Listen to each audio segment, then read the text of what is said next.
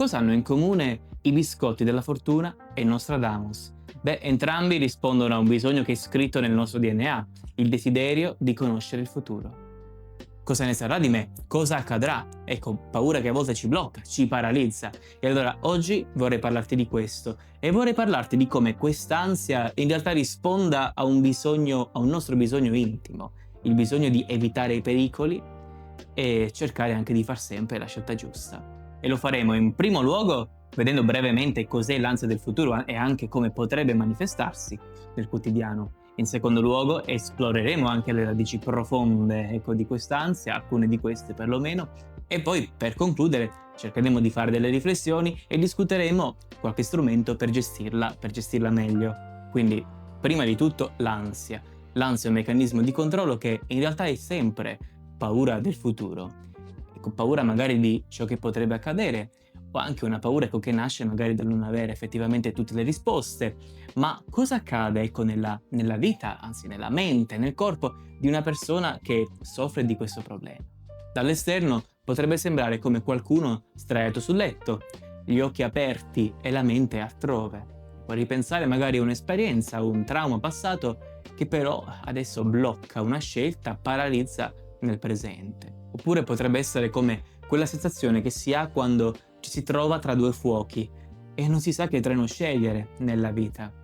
La persona giusta, il lavoro giusto, la carriera universitaria giusta, e gli altri ti criticano o pensano tu non abbia abbastanza spina dorsale, ma tu sai che quella paura è dovuta al fatto che quella scelta potrebbe influenzare la tua vita per sempre. Potrebbe essere una macroansia, quindi il tremare, quel sentirsi piccoli di fronte a guerre o un tuo problema finanziario.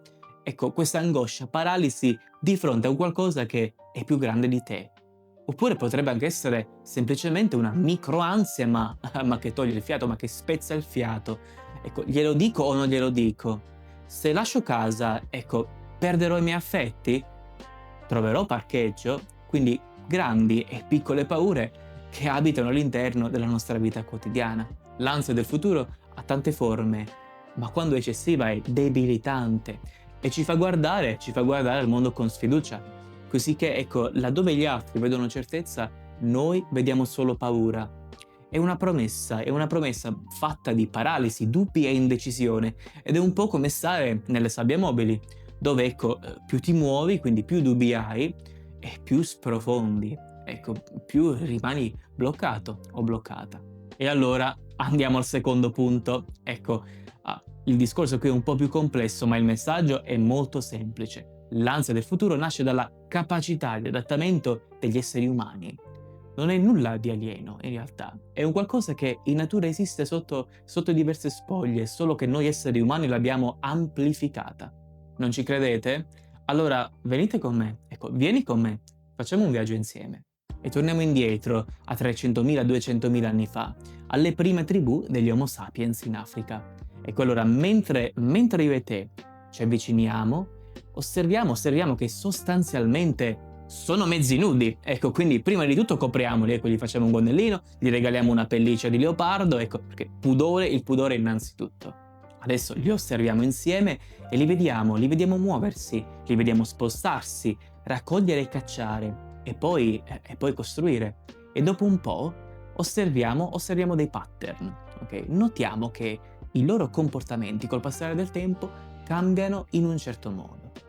E ad esempio, se l'inverno scorso magari le loro provviste non sono bastate, noteremo che la primavera successiva si metteranno di buona lena a raccogliere bacche, frutti, e troveranno anche nuovi modi per conservarle. E allora c'è il sapiens che dice all'altro, mio caro Gigetto, sbrigati a raccogliere ste bacche, perché altrimenti anche st'inverno ci viene di nuovo lo scorbuto. E io e te osserveremo anche che anche gli animali cambiano. Ad esempio, una mandria di elefanti, cambierà percorso se in quell'area l'anno scorso non ha trovato nulla da mangiare.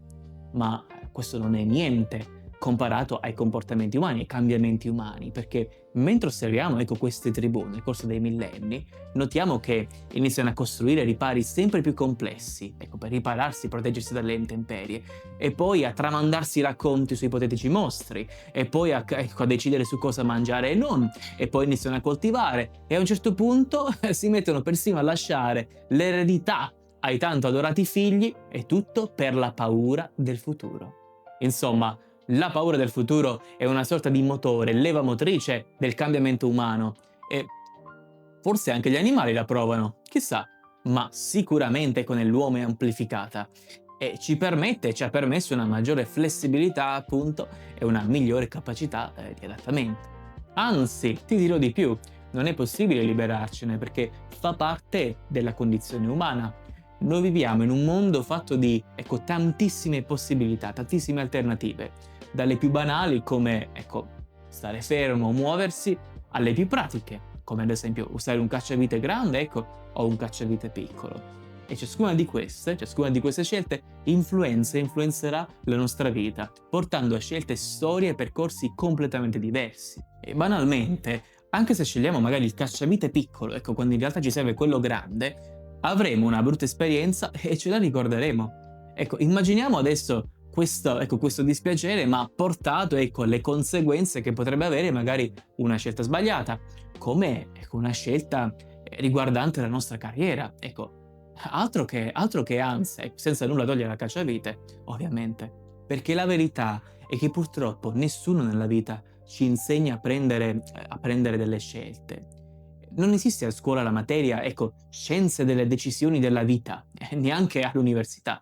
Anzi, ecco, se la conoscete, se esiste, fatemelo sapere nei commenti, così magari, ecco, ci diamo una spulciata, andiamo tutti un po' a controllare. Quindi è normale ci venga ansia, perché la vita è una nostra responsabilità.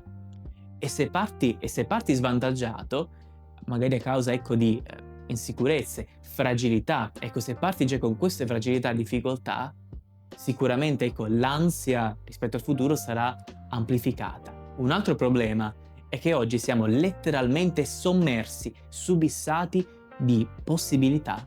Ecco, in passato le scelte erano principalmente all'interno magari della nostra cerchia, della nostra piccola comunità. Oggi invece, ecco, una scelta può essere letteralmente tra diventare una tennista professionista, fare il commesso o la commessa al supermercato, o diventare un esperto di finanza a Wall Street. E allora, ecco, altro che ansia, altro che paralisi, sbagli una piccola roba, ecco, e sei completamente fritto. La pressione e la conseguenza anche delle scelte odierna non è minimamente comparabile al più semplice faccio la sarta, ecco, faccio il calzolaio. È completamente diverso e la scienza conferma questo, perché uno studio del 2019 ha effettivamente, ecco, dimostrato che avere più scelte, avere un ventaglio, ecco, di scelte più ampio dà effettivamente più ansia, perché per diversi motivi, ma tra questi c'è il fatto che tra tutte queste scelte, ecco, pensiamo che esista la scelta perfettamente giusta per noi e tu, proprio tu, hai la responsabilità, ecco, di fare quella giusta. Poca ansia, ecco, poca pressione, quindi capite la differenza? Perché il problema è che spesso magari non abbiamo tempo, non abbiamo la conoscenza, ecco, della scelta giusta. Partiamo da fragilità, insicurezze pregresse, ecco, che magari non ci fanno scegliere bene, o semplicemente non sappiamo né chi siamo e neanche cosa vogliamo. Quindi, ecco, ricapitoliamo un attimo. Questa paura del futuro fa in realtà parte integrante della nostra condizione umana. Dobbiamo fare la scelta giusta in mezzo a tante possibilità e oggi questo problema, questa difficoltà può essere anche amplificata da questa, ecco, possibilità bulimica infinita, ecco, di scelta che potenzialmente abbiamo. Ora, detta così, ecco, sembra che io stia descrivendo un po' la catastrofe finale, ecco, ma quindi nel concreto ci piace la storia, certo ci piace la storia, ci piace l'evoluzione, ma cosa dobbiamo fare nel concreto? Le riflessioni che abbiamo fatto finora sono già degli strumenti che possono aiutarci e possono anche aiutarci a cambiare atteggiamento, ecco, sicuramente, perché se quest'ansia fa parte, ecco, della nostra condizione, che senso ha? Che senso ha l'immobilismo? Ecco, oppure, ecco, ripensiamo ai nostri amici della preistoria, magari. Ripensiamo, ecco, a queste tribù di Homo sapiens della preistoria. Anche se loro dovessero avere dei dubbi sul raccogliere più bacche o meno. E che magari c'è il sapiens ansioso, no? Che si domanda, rimugina, e dice: oh mio Dio, ma ne varrà davvero la pena? E se mi stancassi troppo? E dove le metto tutte queste bacche? Come le conservo? Anche se dovessero arrivare tutti questi dubbi, l'inverno, scelta o non scelta, arriverà comunque. Quindi il non scegliere purtroppo è comunque una scelta. Ecco perché è importante, ecco perché è importantissimo agire, perché perlomeno abbiamo la possibilità di lasciare una nostra impronta e di influenzare, anche se per un pochino, la direzione della nostra vita. Se invece il problema non è tanto scelgo o non scelgo, ma quale strada prendo tra 4 o 5 alternative, magari nessuna ti convince appieno, in quel caso potrebbe essere utile cercare di capire quale scelta potrebbe essere importante per te e poi visualizzare. Quindi visualizziamo queste alternative. Quindi se io prendo questa strada tra, non so, magari tra 2 anni, mi avrà effettivamente portato a qualcosa che è vicino a ciò che è importante per me.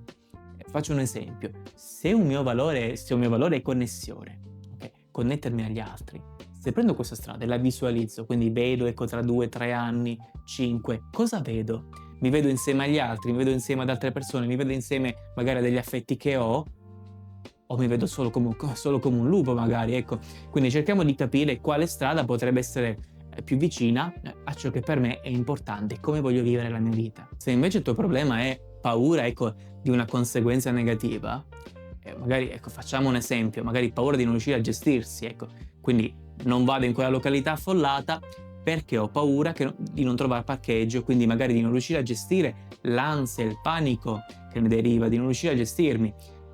In quel caso sappi che di solito siamo molto più bravi a gestire una situazione anche negativa, non nella nostra testa, ma quando effettivamente siamo lì. Quante volte ti sarà capitato, un qualcosa di negativo, che magari accade un qualcosa di negativo improvvisamente e di riuscire a gestirlo perfettamente, o comunque molto meglio di quanto credevi. È lo stesso principio, siamo molto più bravi a gestire un qualcosa quando ci troviamo all'interno della situazione, perché non possiamo predire davvero il futuro e come ci comporteremo. Quindi l'ansia del futuro non è tanto una debolezza, si origina da appunto la voglia e il desiderio di cercare di fare la scelta giusta in un mondo con tante opportunità e possibilità. Ma cerchiamo di non darle l'ultima parola, di prendere il controllo della nostra vita. Perché ricordati che il non scegliere è sempre una scelta, e mentre tu stai fermo nelle sabbie mobili, l'inverno arriva comunque. Se ti sei ritrovato in alcune di queste cose che abbiamo discusso, ma ti serve un aiuto per una tua difficoltà concreta personale, io ovviamente ti invito a prenotare un colloquio. Lo puoi fare comodamente da casa e trovi anche i link in descrizione. Se invece questo tipo di contenuti ti interessa e vuoi continuare a esplorare come funziona la mente, iscriviti al canale, così non ti perdi i prossimi contenuti. E se questo video, questo regalo ti è piaciuto, lascia un like, lascia un commento e condividilo, così che possa arrivare a più persone possibili e magari anche nel momento giusto, quando ne hanno più bisogno. E ricorda, la vita è bellissima, anzi strepitosa. Cerchiamo però di cogliere tutte le opportunità che ci vengono date. Alla prossima!